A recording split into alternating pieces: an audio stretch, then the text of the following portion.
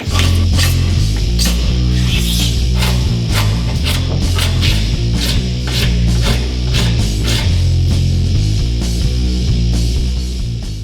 like to take this moment and welcome you to my YouTube channel. This is where we're going to do some bike checks, go in depth with cool components, and also going to do some how-to videos about things that you may or may not find on many other channels, so to say. And first off, we're going to take care of the most frequently asked question I get. How do you strip paint from carbon fiber? And to do that, we've got this team-only carbon fiber Scott Gambler swing arm, and yeah, gonna show you how to do it on this. There's no exactly right way to do this. You can use several different techniques, but first I'd like to say what's the wrong technique to use. And many people say, why don't you just use a paint stripper? And there's one simple reason for that. Paint stripper is of course chemical, and while it eats away on the paint, you cannot be sure that it doesn't eat away on the resin, which is the glue that holds the carbon fiber together. And of course we don't want that to happen, because yeah, then your frame would get ruined and definitely be unsafe to ride. So the right way to do it is by hand. That's the safest way. And yeah, you can either sand it from the start, or you can do it my way with knives, and some people use various scraping blades and such. So yeah, gonna get started with that. Don't do it. You will always ruin the warranty on your frame or component or whatever it is. Don't do it, because yeah, if you fuck up, frame might be totally unsafe to ride, and yeah, you will have to either get it repaired or basically get a new one. Don't do it, because it's a shitload of work.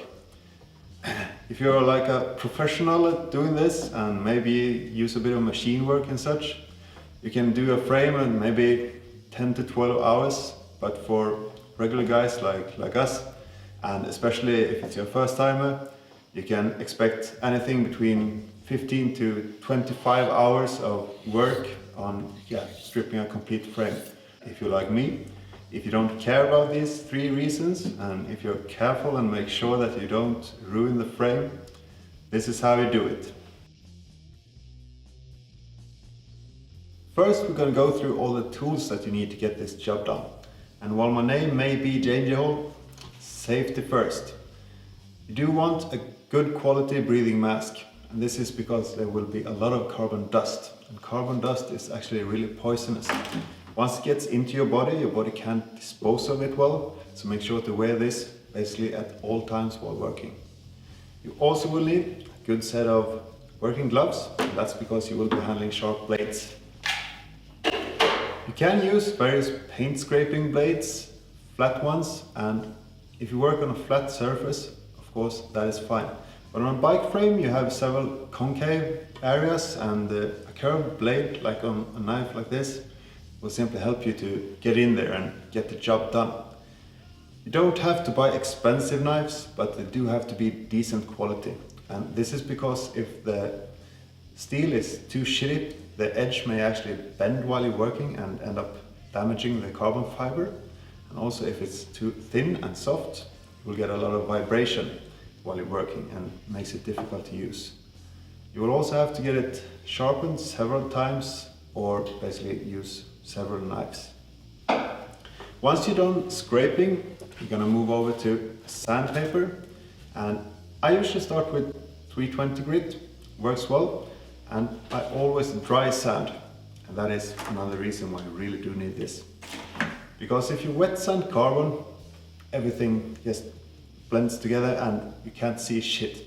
So you don't want to go through any layers of carbon, so dry sanding helps, because then you actually see what you're doing. And if you're gonna paint the frame afterwards, you don't have to remove all the filler and primer, because yeah, you want a frame that's perfectly smooth, of course, but if you wanna have a raw frame, then you should go over it again with fine grit papers. UV protection.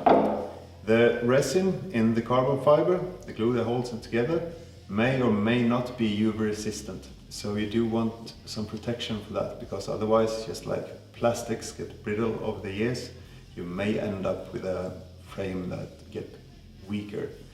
And I don't have a product here to show you today, but there are several auto products that like 303 spray-ons, waxes that are UV protection. So get some of that, apply every 2 to 4 weeks or whatever it says, and you will be fine. Use a few of these. Be careful where you clamp them, never on, right on a tube. I will show you later on. You may also use some old rubber tubes. Place them on the table, frame on top will keep it from sliding, because you're gonna put quite a lot of pressure into this and you want everything to stay still. Now we need to attach the swing arm to the table and be able to start to work. But if you're doing a full frame or a front triangle, basically anything, there's one thing you need to think of, and that's never clamp around tube. Because if you clamp it directly around a tube, you might actually squeeze too hard and break it. So make sure to look for solid areas. The best way is to insert an aluminium seat post and clamp on the seat post, and also here at the bottom bracket and up here at the head tube area.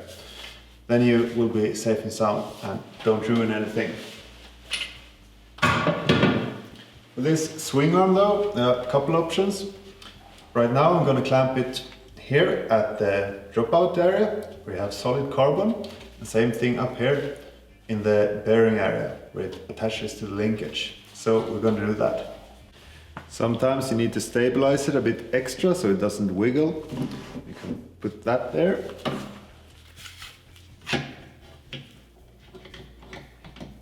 One thing that helps a lot when doing this is knowing what to expect underneath the paint. As I'm sure you know, there's many different types of carbon fiber. You have the most classic one, the 3K weave for example, and also unidirectional, which is very commonly used on bicycle frames. And it's used in various places on the frames. It depends on what kind of properties it has and where it needs to go. Don't be afraid if it looks a bit uneven. If you see a perfect finished frame, it's usually a cosmetic layer of carbon on the outside. So you will see some of this. It's called marbling. You see there are some shifting in the carbon, like spots. And this is quite common in areas that are difficult to make. It's basically when they take the frames out of the mold, it won't be perfectly even. So they sand it out just a little bit. It's perfectly within safety margin, but you get this kind of look then. The thing is though that this is how it looks when you go through a layer of carbon. So you don't want to make that any worse, and if it starts happening when you're working, stop immediately. You will also have edges like this. It's basically different pieces of carbon, and sometimes you feel them, sometimes you don't. Either way, so you just sand them out either way later on. And also you will see some areas that are resin rich. It's basically like this spot here. Perhaps you can see a line there that is a little bit dull. This is an area that wasn't perfectly compressed, so you have a little bit of extra resin. And you probably don't want to take all of that out, because then you will have like a little dimple in the frame and it won't feel perfectly even. So sometimes it's better to leave a little bit. So ideally you want it to look pretty much like this, as even as possible. Start soft, press, and then end soft, because you don't want to put any edges into the carbon with the blade. So just go on like this.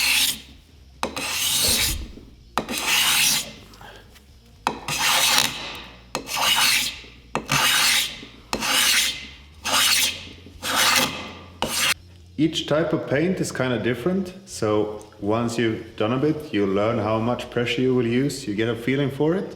And of course you don't really just want to work small areas like this. It's better to do long strokes, You take a big area, get less of this edging here. It's just easy to work with. But yeah, just keep going.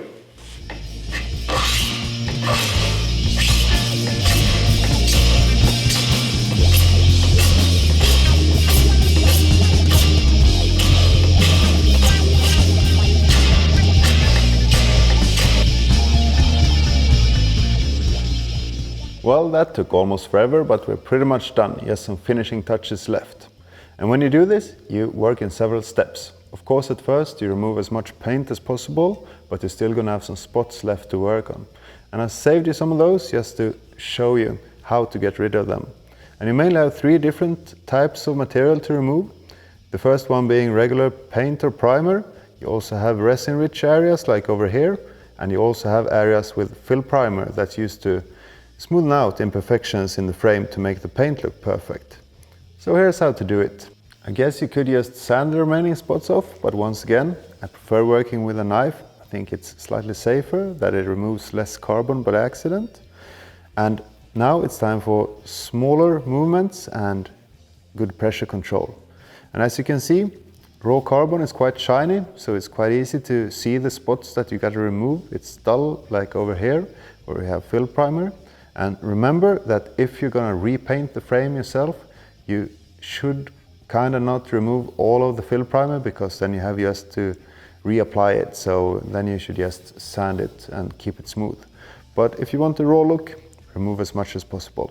Here we have shiny raw carbon, and over here we got some dull areas that are leftover primer paint. And now you're just gonna grab the knife like this, use the curved edge and start to scrape that stuff off. And as you can see, it's white, and that's the primer coming off. Once you're starting to get some black dust, it's carbon, and you start to have shiny areas appear, then you stop. So remove as much as possible, just like that. The result you see here is just done by knife, but just to remove any remaining spots and even out any edges, work it lightly with sandpaper.